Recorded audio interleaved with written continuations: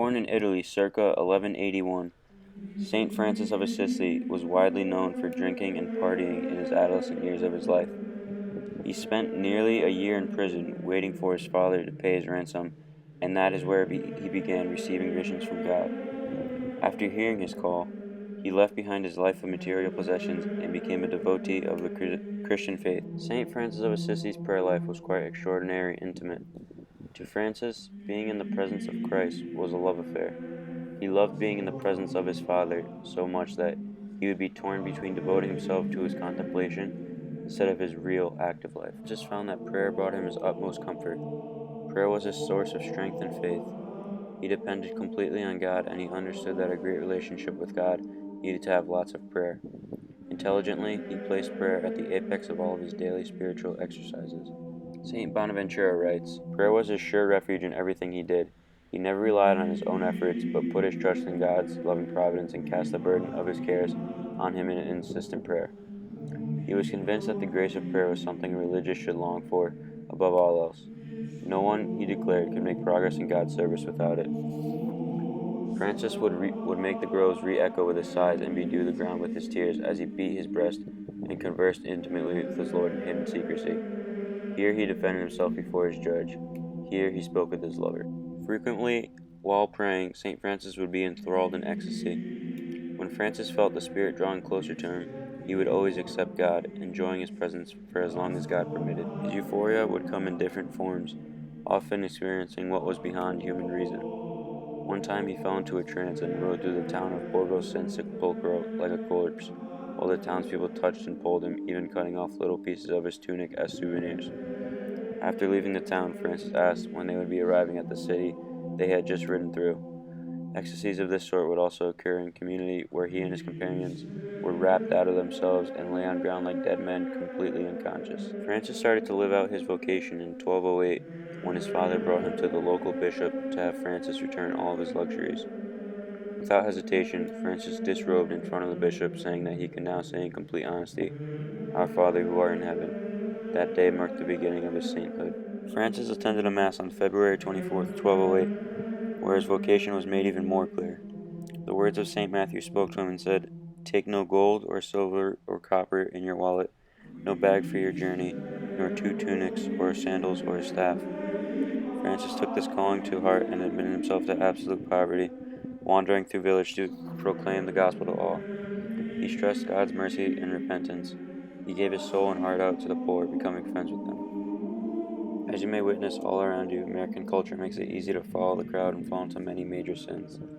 For example, materialism, which means a tendency to consider material possessions and physical comfort as more important than spiritual values. Francis, however, figured out the key part to achieving this great euphoria he has had with God.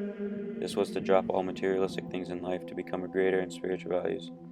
Not all Christians are called to follow Francis' radicalism, however, they should be generous and willing to give out their material wealth without compulsion for the furthering of God's divine will.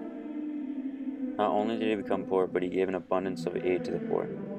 Francis would grieve in pain over those who were poorer than himself.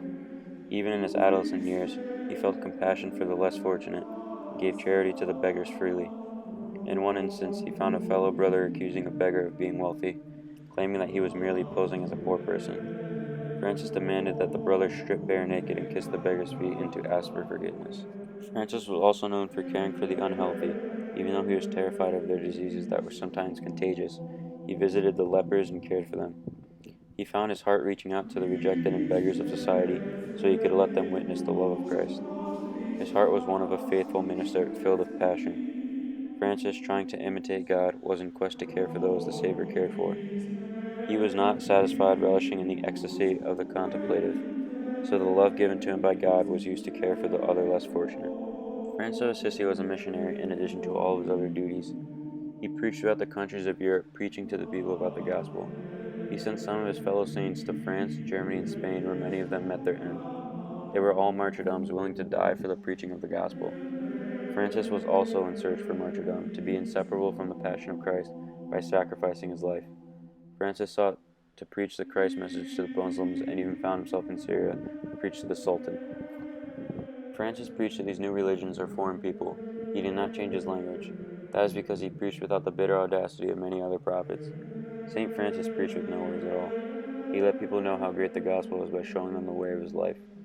Francis also let them know how great the gospel was by letting his spirituality speak for itself and allowed the complete goodness of his heart to pour forth.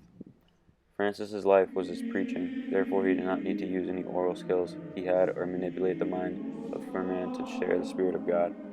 He tried his hardest to be like Jesus. He preached what Jesus preached. He practiced what Jesus practiced. He had already practiced. His whole life was to witness his loving and caring relationship with Christ. In his life, Francis loved both the contemplative and the active parts of it. Without the contemplative, his action would be empty, meaningless. Francis had nothing to give but himself. Without the active part of his life, he would have what seemed to be an apparent love affair at best. However, he was able to share the love of Christ through his great knowledge of the Bible and a relationship filled with ecstasy.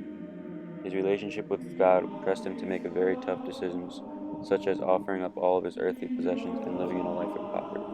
Francis' life is a rich and colorful model and a great challenge to the spirituality of today's Christians. St. Francis of Assisi combined the contemplative and spiritual parts of his life to lead himself to an honest and devoted relationship with Christ.